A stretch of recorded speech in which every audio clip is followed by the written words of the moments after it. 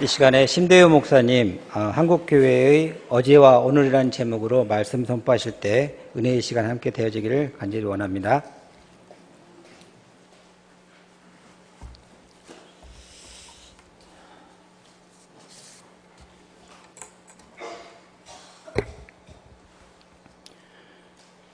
최근 역사에 관한 이슈 중에서 이런 말이 있습니다. 역사를 바로 보지 못하는 민족은 장래가 없다. 우리 한국 사람들이 회개할 줄 모르는 일본 사람들을 향해서 하는 말입니다. 또 하나는 최근에 고등학교 역사 교과서 편찬을 눈앞에 두고 보수와 진보가 극도의 대결을 하면서 싸우는 사건입니다. 오늘 저는 짧지만은 우리 한국교회의 역사를 살펴보면서 우리가 앞으로 나아갈 길을 모색하는 것이 좋겠다 하는 생각을 말씀드리려고 합니다. 기독교가 우리나라에 처음 전파된 19세기 말의 한국은 극동의 고집스러운 나라였습니다. 그리피스라는 사람은 당시의 한국을 은둔국이라고 불렀습니다. 쇠국의 담이 언제 거칠지는 아무도 예견하지 못했으나 결국 쇠국의 녹슨 빗장은 서서히 기력을 상실해 갔고 소위 배후의 척사로는 그 힘을 잃어갔습니다. 이러한 변화 속에 기독교 복음은 당시의 민족적 요구를 수용하면서 이 나라의 어두운 거리로 들어왔습니다. 아직 얼어붙은 조선에서 기독교의 전파는 개화의 봄을 재촉하였고 그 봄의 따사로움은 어두운 거리를 밝히는 한 줄기 희망의 빛이 되었습니다. 1880년대 이후 이 땅에 수용되기 시작한 복음은 우리의 삶과 문화, 곧 살림살이에도 변화를 재촉하고 있었습니다. 크리스토퍼 도스는 그 시대의 기독교의 현존, 곧 기독교의 가치와 문화를 알 수 있는 한 가지 표준이 관원상제가 얼마나 기독교적으로 변화했는가에 따라 판단된다고 했습니다. 사실 기독교의 전례로부터 우리의 오랜 전통의식과 가정의례 준칙에도 변화의 기운이 솟기 시작했습니다. 오랜 세월 우리의 마음 깊이 좌정하고 있던 주자 가래는 그 위력을 상실해 갔고 1892년에는 한국에서 최초의 기독교적 결혼 예식이 드려졌습니다. 비록 의료 선교사 윌리엄 홀과 로제타 샤우드 양의 결혼이긴 했으나 흔히 첫 신식 결혼식으로 알려진 이 예식은 전통 혼례식과 달리 주례자 앞에서 서로를 향한 사랑과 보호 그리고 상호 위탁을 언약하는 모습을 참으로 신비롭게까지 느껴졌습니다. 한국인으로서 첫 기독교적 결혼 예식은 1898년 거행되었습니다. 비록 조심스러운 것이기는 했으나 기독교적 가정이 탄생되어 갔고 조혼과 축첩의 폐단을 점점 인식해가는 계기가 되었습니다. 이 시기의 유교적 전통과 전통적 촌락구조 속에서 기독교 애로의 입시는 힘겨운 자기와의 싸움이기도 했습니다. 중국에서와는 달리 한국 선교사들은 성수주일, 제사금지, 금주, 단연 등 처음부터 분명한 결단을 요구하였기 때문에 신앙의 길은 고난의 길이었고 이들은 가족과 가문의 반대 속에서 익명의 신자로 살지 않으면 안 되었습니다. 그런 중에도 굴하지 않았던 그들의 신앙, 희생과 헌신은 훗날 우리 한국교회를 세워가는 큰 힘의 원천이 되었습니다. 그 당시 한국에서는 날연보라는 것이 있었습니다. 이름 그대로 물질로 교회를 섬기지 못했기 때문에 주중 어느 하루를 드린다는 의미의 이 날연보는 외국의 어느 나라에서도 볼 수 없었던 헌신의 표시였습니다. 선교사들은 이것을 데이 오퍼링, 날연보라고 불렀습니다. 기독교가 전래된 지 50여 년이 된 1930년대를 거치면서 한국교회는 뚜렷한 성격이 형성되기 시작했습니다. 선교 초기에는 술과 담배에 대한 입장이 분명치 못했습니다. 성탄절이 되면 불신자들이 술을 빚어 교회로 가져오는 일도 있었습니다.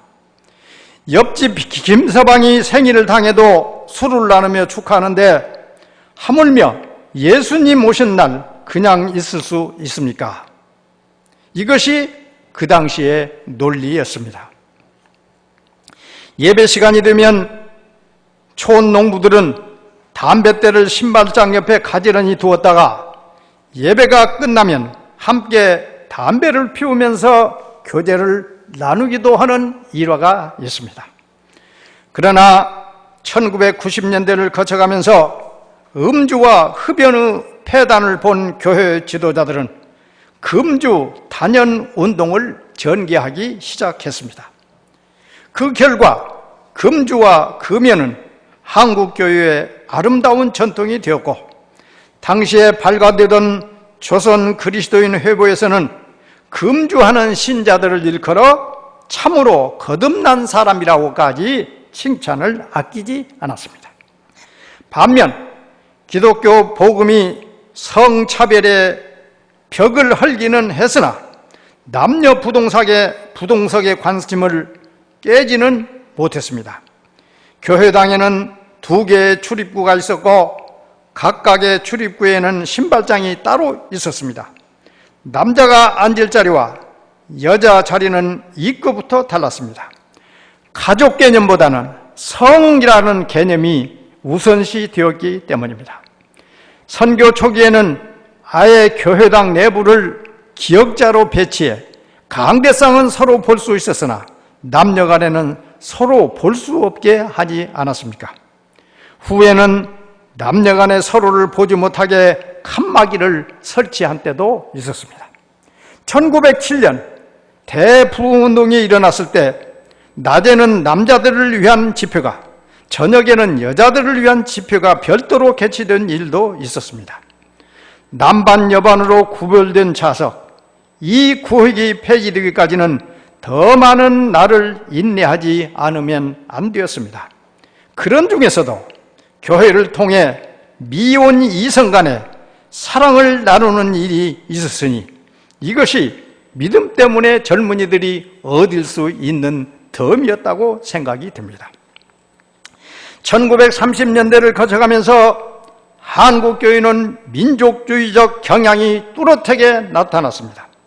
나라 잃은 슬픔을 신앙 안에서 수용하면서 한국교회는 애국적, 민족적 성격을 띠기 시작했습니다.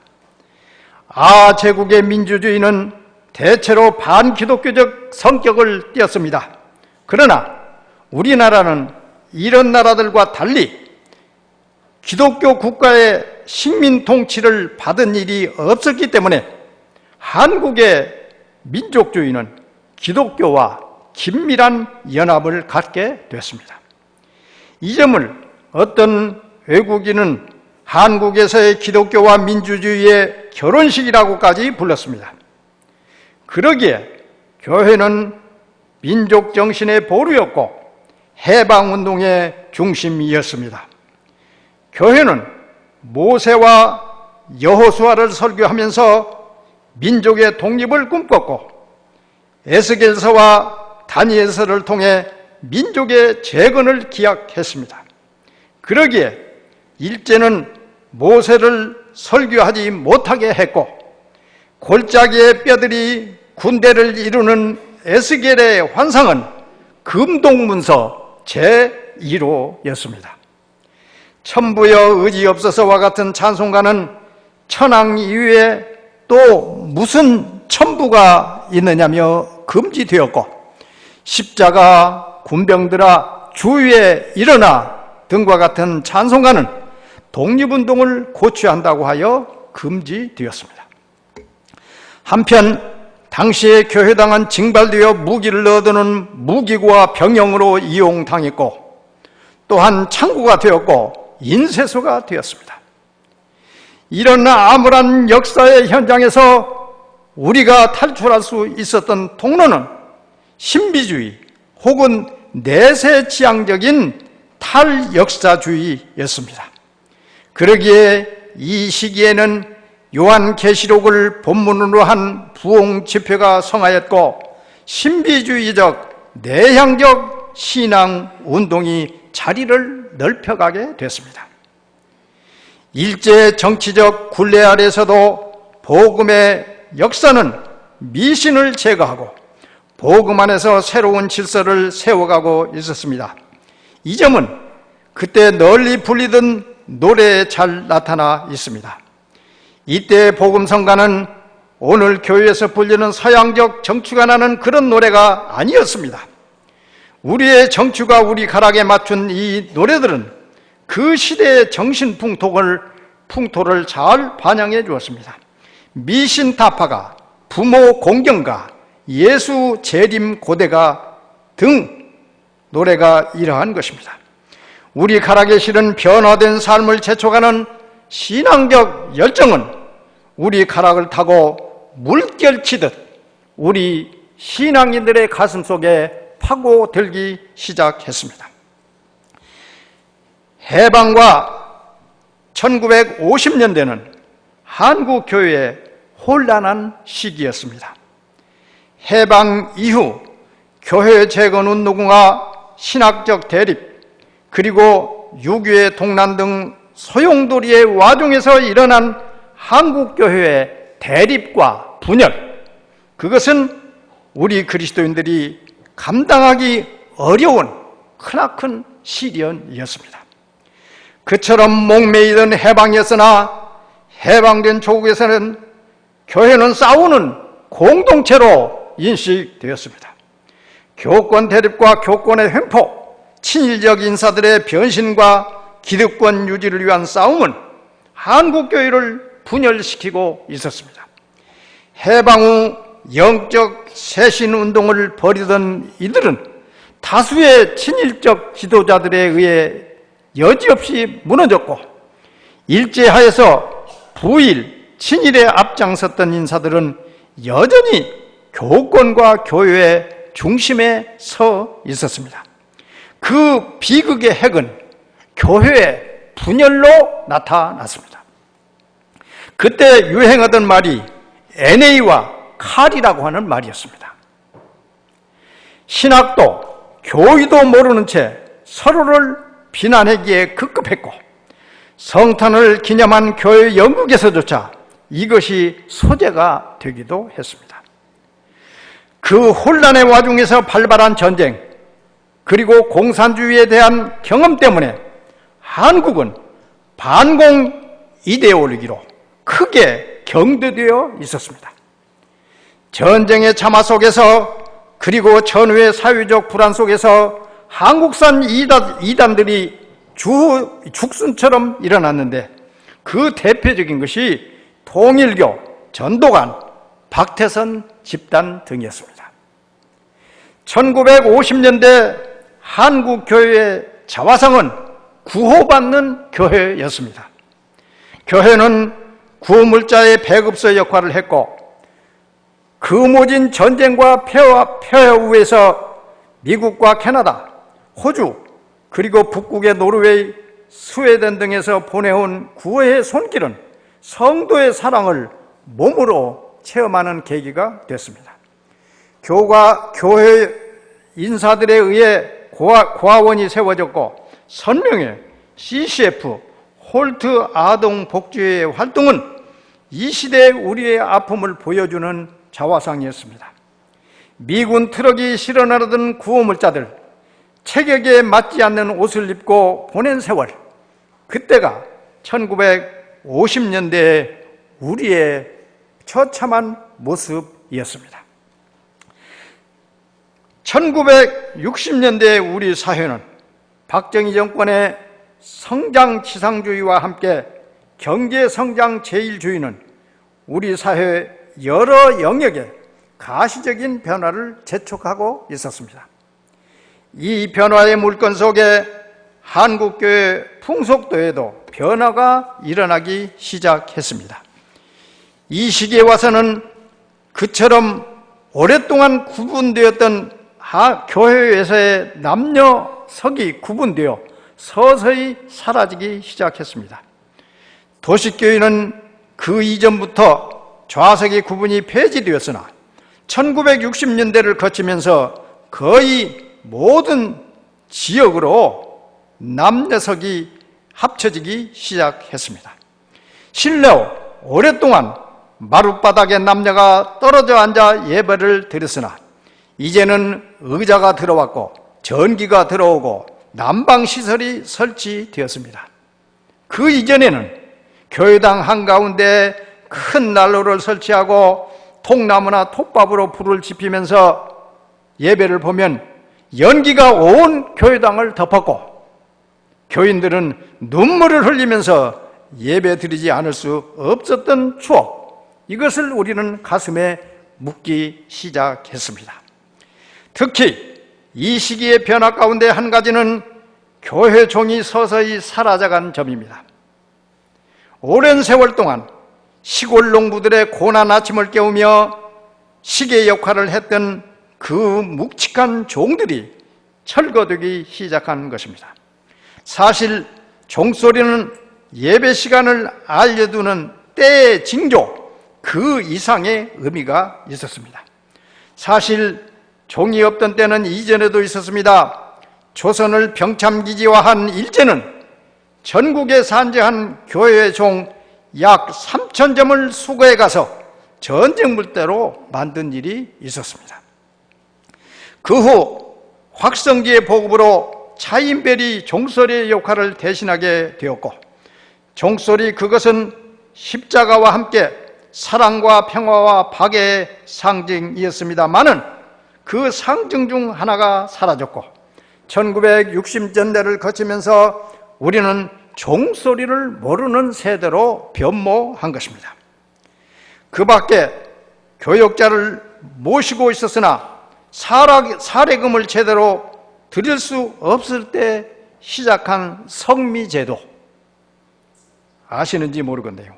그것은 교역자에 대한 성도들의 사랑의 표시였습니다. 밥을 지을 때마다 교역자의 끼니를 걱정하여 한 숟갈, 두 숟갈씩 모은 성미는 어려운 시절에 우리 교역자들의 유괴 양식이 되었습니다. 그러나 이제는 그 시기를 거쳐가면서 한국의 토착적 전통은 서서히 역사의 뒤안길로 사라지게 된 것입니다. 또 한 가지 특기할 것은 우리 교회와 초등학교와 중고등학교에 풍금이 없어지기 시작했다는 것입니다. 풍금은 1896년경 선교사들이 우리나라에 처음 들여온 것으로 추정됩니다.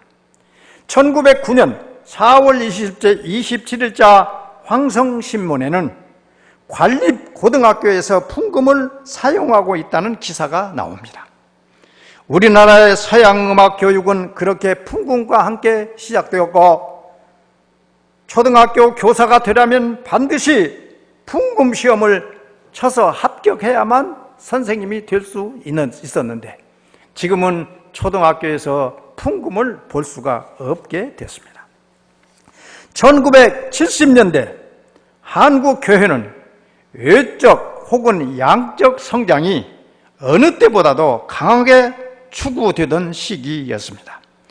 이와 같은 성장 지상주의의 이데올로기는 물질적 풍요를 최고의 가치로 수용하기 시작한 세대가 되었습니다. 그 결과 우리 사회는 곧 물질적인 소비를 극대화함으로써 행복해지려고 하는 사람들을 양산하는 결과를 가져온 것입니다. 이것이 우리 교회에도 큰 영향을 미쳤습니다. 그래서 교회는 양적 성장을 절대시하여 대전도 집회, 총동원 전도주의, 전도대회 등이 유행하게 되었고 1970년대에는 하루에 평균 6개의 교회가 세워졌고 신자 수는 매년 60만 명씩 증가한 것으로 보고되고 있습니다. 교회 수의 급증 때문이기도 했지만 1970년대 이후 교회 이름에는 두 가지 변화가 나타나기 시작했습니다. 첫째는 지역 이름의 탈피와 교회 이름의 다양화 현상입니다. 성경에서도 예루살렘 교회, 에베소 교회라고 했고 한국에서도 소래교회, 널다리 교회, 서문박 교회라고 지역에 따라 이름을 지었습니다. 그래서 우리 교회도 신풍동에 있기 때문에 신풍교회입니다. 그러나 그것으로는 부족했습니다. 지역 이름에다가 김제중앙교회, 김제제일교회, 김제제희교회 그렇게 추가해오다가 나중에는 그것도 모자라 은혜교회, 믿음찬 교회, 임마누엘 교회, 사랑의 교회, 부흥하는 교회 등과 같은 상호성 교회 이름이 생겨나기 시작한 것입니다.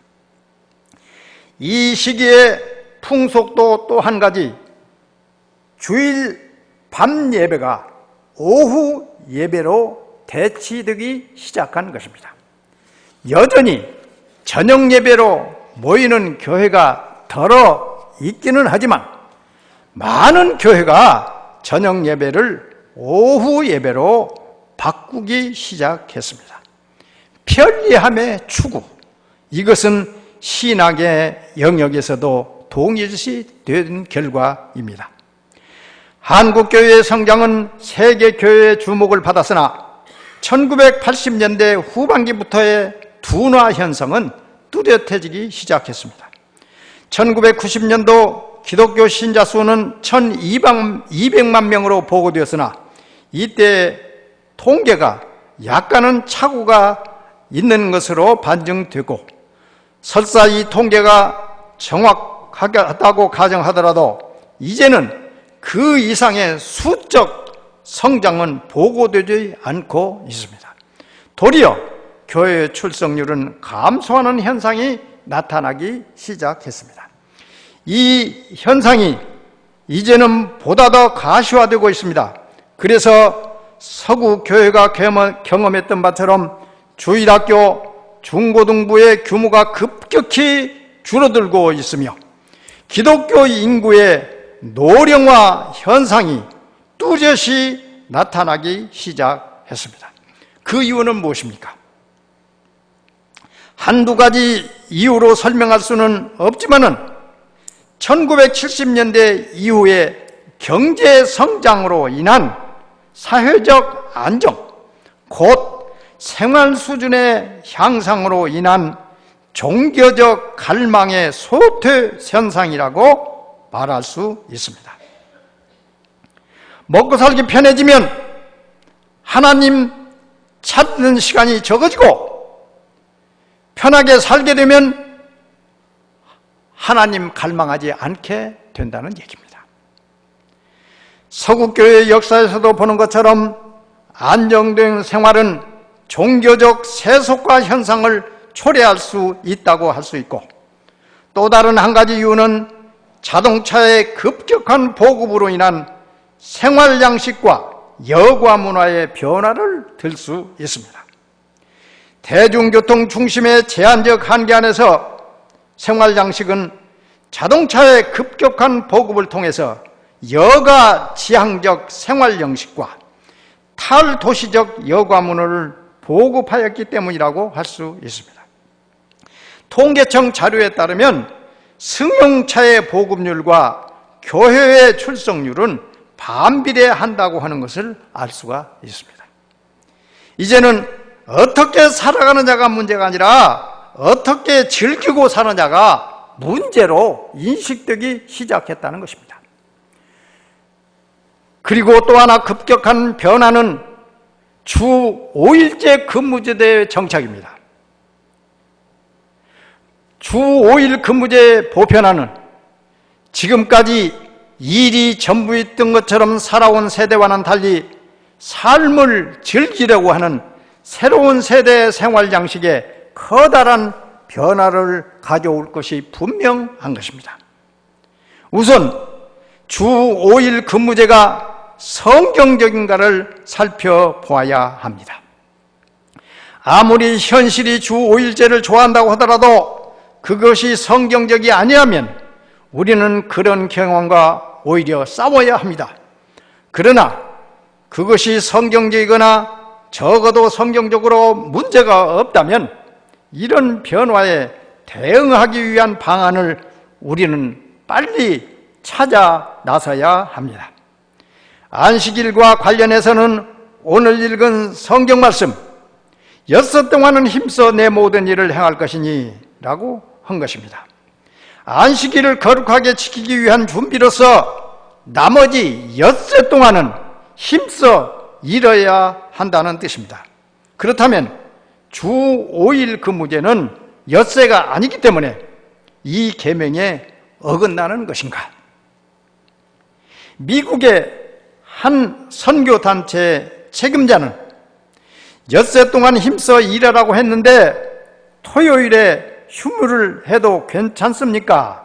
라는 질문에 대해서 말하기를, 엿새 동안 힘써 일을 해야 하지만 그 일은 반드시 직장에서의 일말을 의미하는 것은 아니라는 것입니다. 직장인이 가정에서 해야 할 일도 있을 수 있는데 토요일이 휴일이라면 그것이 가능하게 된다는 것입니다. 그러니까 직장인들은 닷새 근무하고 토요일 날은 무조건 가정에 등한시하지 말고 가정 일을 살펴야 한다는 것입니다.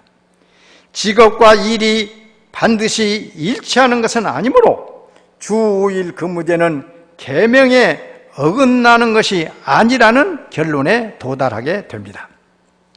그러므로 주 5일제 근무제 자체가 문제가 아니라 직장을 쉬는 날이 이틀이 될 경우 그 가운데 하루를 어떻게 사용하느냐가 문제가 된다는 것입니다. 사실 한국 교회처럼 주일 하루 교회에서의 생활이 바쁘고 힘든 경우 그것 자체가 일이 될 수도 있습니다. 그렇다면 현재 상황으로는 온전한 안식을 누리는 사람이 많지 않다는 말이 됩니다. 목회자들이 월요일에 쉬듯이 평신도 직장인에게도 안식할 시간이 필요한데 그런 의미에서 주 5일 근무제가 크리스찬들에게 매우 유익한 방법이 될 수도 있다는 것입니다. 그러나 현실적으로 주 5일 근무제가 기존의 교회 생활에 부정적인 영향을 미치는 것은 분명합니다. 지금도 어제도 그랬지만은 토요일만 되면 고속도로가 미어진다고 하는데 휴일이 이틀로 변하면 상황이 어떻게 될런지 쉽게 예상할 수 있습니다. 디모데후서 3장에 보면 말세에 대한 경고 가운데 쾌락을 사랑하게 된다는 말씀이 있는데 주 5일 근무제는 더 많은 여가 시간을 만들어내고 그 여가 시간은 당연히 쾌락을 사랑하는 사람들의 성향과 어우러져 쾌락주의가 더욱 팽배하게 될 것이라는 것이 분명한 사실입니다. 그러므로 주 5일 근무제 자체가 비성경적인 것은 아니지만 그 결과로 바람직한 일들이 일어날 것을 얼마든지 예상할 수 있습니다. 그렇다면 우리는 이러한 현실에 대하여 어떻게 대처해야 될 것인가? 결국 고정된 교회론에 묶여만 있으면 우리 현대 교회의 지상 과제인 복음 전파를 제대로 할 수 없게 될 수밖에 없다는 것입니다. 교회가 지상 명령을 수행하기 위해서는 새로운 시대에 맞는 교회론을 정립할 필요가 있습니다. 우리가 하나님 앞에 섰을 때 당신은 왜 복음 전파를 제대로 하지 못했느냐고 물으신다면 주 5일제 근무제로 바뀌면서 어쩔 수가 없었습니다 라고 대답할 것인가? 주 5일 근무제의 변화를 또 다른 전도의 기회로 생각하는 적극적인 사고방식의 전환이 우리에게 필요한 때라고 생각이 됩니다. 문제는 오늘의 이러한 현상을 어떻게 극복할 것인가입니다. 우리 한국 교회는 21세기에 들어서면서 내면적 심화에 관심을 가져야 할 때라고 봅니다. 수적인 성장이 아니라 내면적 성장을 시도해야 한다는 것입니다. 성장을 양적 측면에서 질적 측면, 내면적 측면, 성숙의 측면으로 이해하는, 그리고 그쪽으로 방향을 잡는 의식의 전환이 필요하다고 하는 것입니다.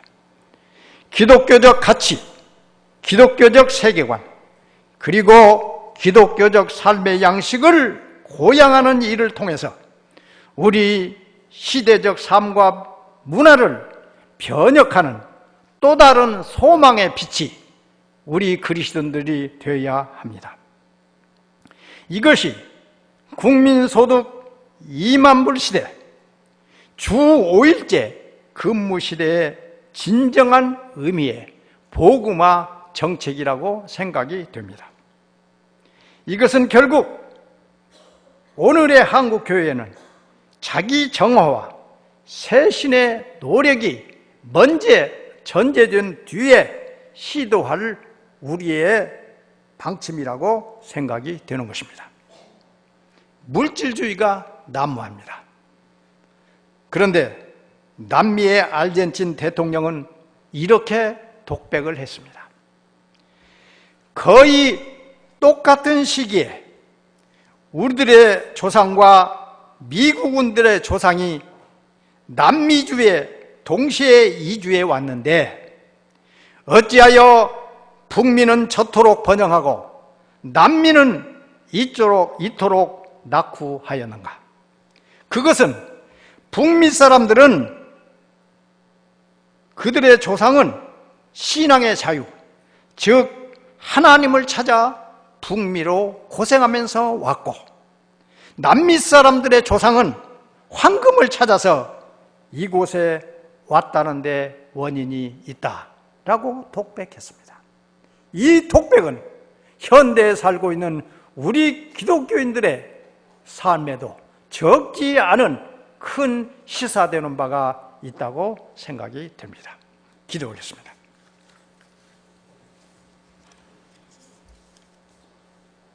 고마우신 아버지 하나님, 이 땅에 그리스도인으로서 살면서 많은 것을 깨닫고 많은 것을 개혁하고 있지만은 주님, 저희들은 너무나 안정된 생활 속에 안주하고 있습니다.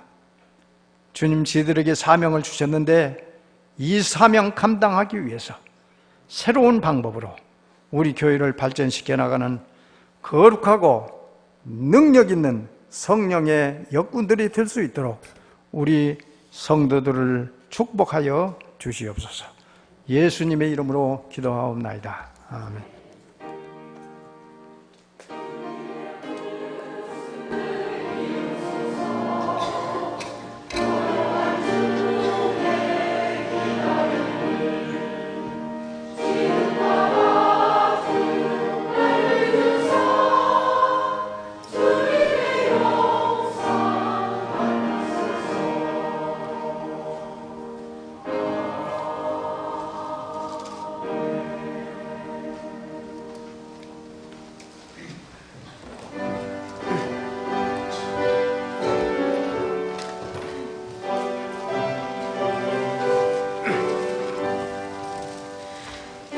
주의 나라와 주 계신 성전과 피 흘려 사신 교회를 늘 사랑합니다.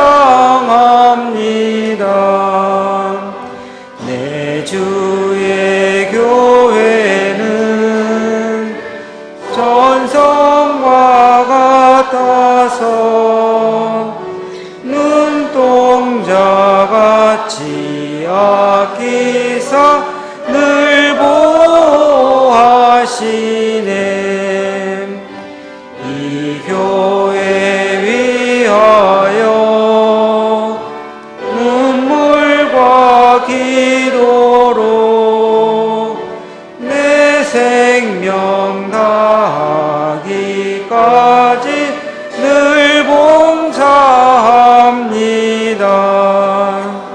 성도의 교제와 교회의 위로와 구주와 맺은 언약을 늘 기뻐합니다. 하늘의 영광과 베푸신 은혜가 진리와 함께 영원히 시온에 넘치네. 아멘.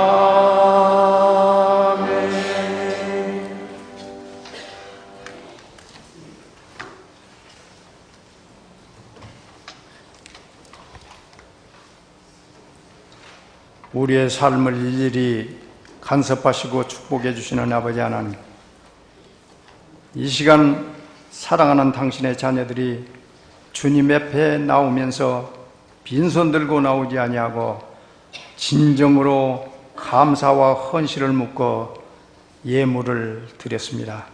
주님 바친 손손들을 기억하여 주시고 축복하여 주셔서 그들의 손으로 시도하는 모든 소원들이 성취될 수 있도록 축복하여 주시옵소서. 감사하고 예수님의 이름으로 기도하옵나이다.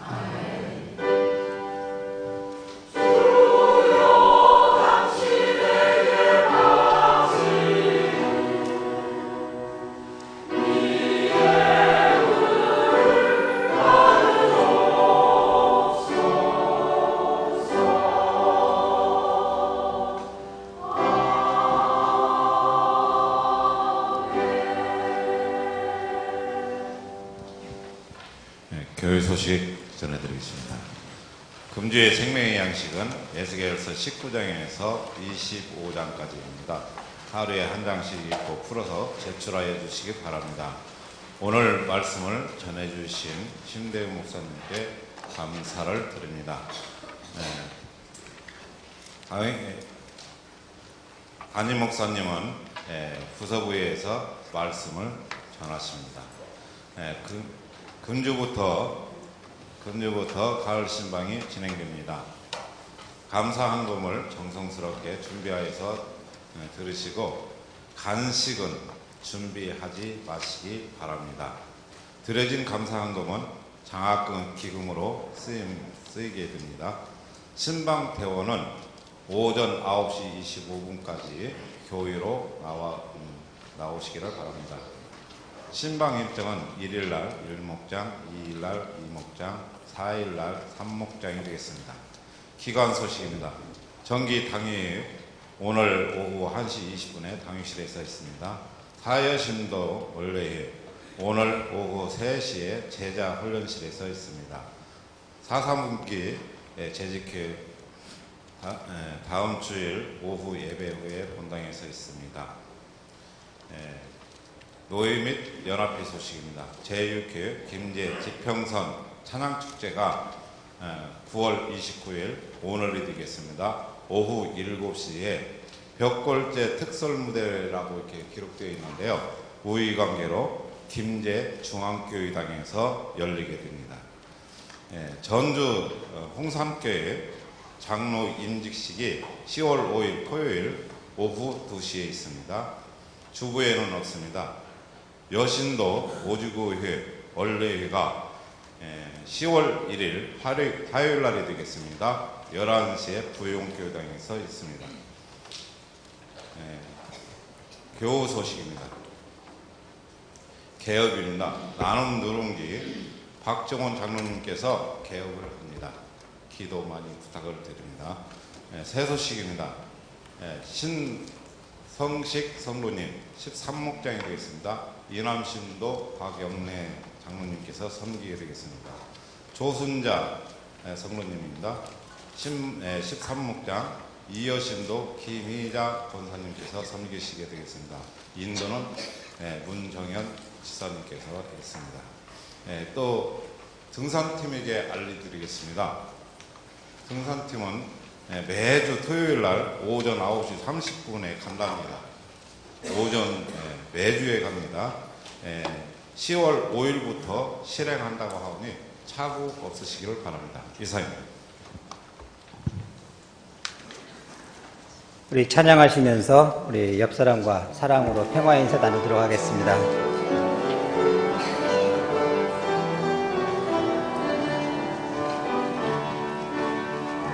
당신은 하나님의 언약 안에 있는 축복의 통로, 당신을 통하여서 열방이 주께 돌아오게 되리. 당신은 하나님의 언약 안에 있는 축복의 통로, 당신을 통하여서 열방이 주께 예배하게 되리.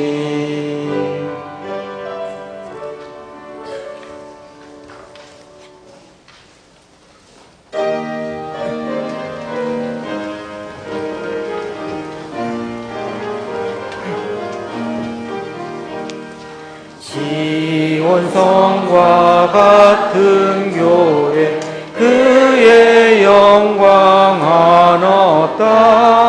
허락하신 말씀대로 주가 친히 세웠다. 반석 위에 세운 교회 흔들 자가 누구랴. 모든 원수 애워싸도 아무 근심 없도다.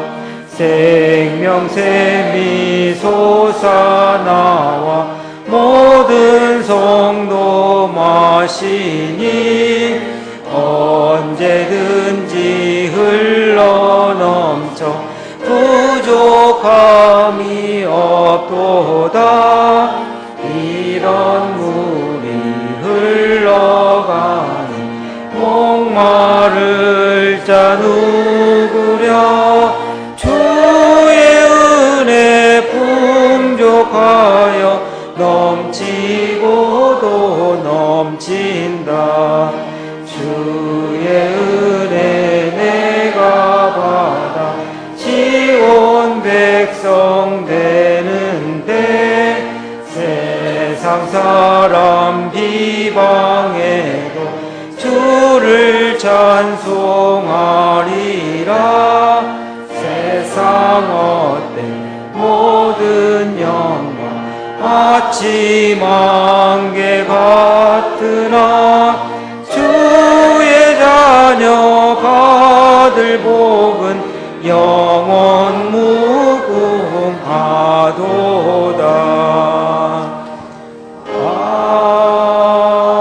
아멘.